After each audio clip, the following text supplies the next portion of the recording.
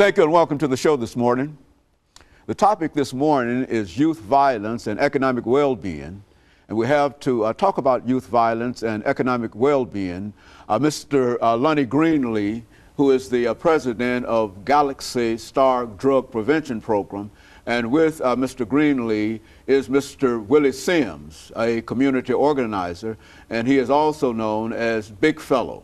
And of course, let me welcome you, Mr. Sims, as well as you, Mr. Greenlee, to our show this morning. Yes. And to tell both of you how very delighted we are, because I think that we have the makings of a very, very good and informative show dealing with a very prevalent problem all over today, and that is youth violence and economic well-being. Amen. Let's have you to start us off by giving us some information about your background, your education, and whatnot, Greenlee, and then Sims will do the same, and then we'll get into this whole issue of youth violence. Well, you know, I'm LGreenlee, of course, and I've got an organization called Galaxy Star, and we are not just now into the drug program. And my background states that I'm qualified because I am one of those who was kicked to the curve, not because of my education, but because of my economic growing. I mean, I'm just there. That's where I was. That's where I've grown up. And I'm the prime example that wherever a man grows up, if given the proper resources, he can come out of it.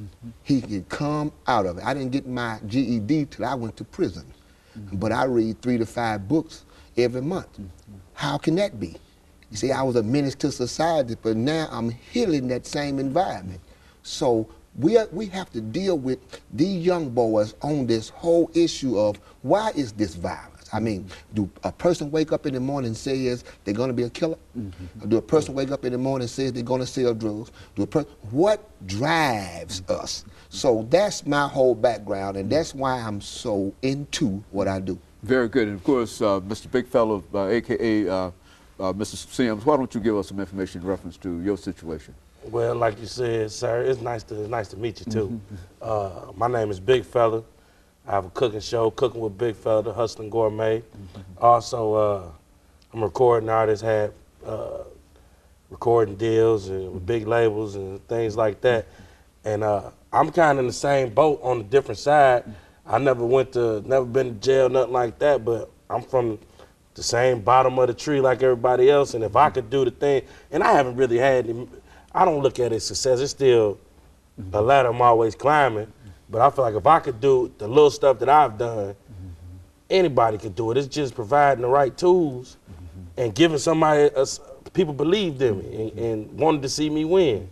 So I'm still kind of a product of that. I'm still trying to fulfill all those people that told me they thought I was going to do something in my life. I'm trying to live up to that. And no money is a recipe for disaster, but if you put a little bit of extra in it, you can really make something.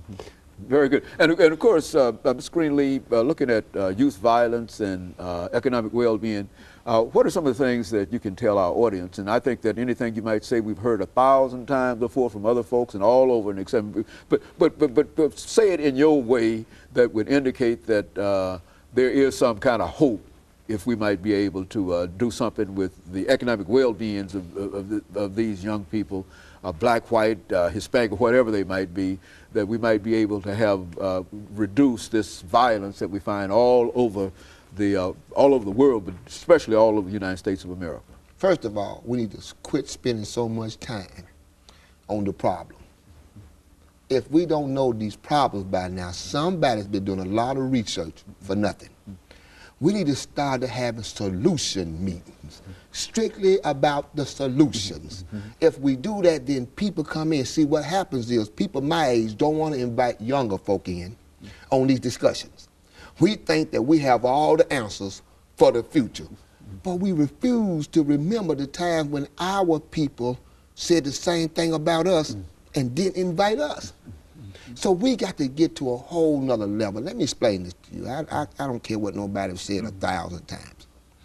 Until we put enough resources and enough money in certain areas, we're going to be talking about the same thing in the next 50 years.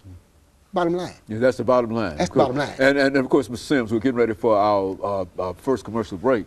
in about a half a minute. And when we come back, we want to pick up at that. We want to give you an opportunity to give some introductory statements in reference to background education, that kind of thing, and then to pick up in terms of how your view in terms of what some of these young people need to do in terms of their economic well-being. Because I think you've been involved, as you've indicated, with a very, very successful cooking show now, and you see yourself as having moved up, and et cetera.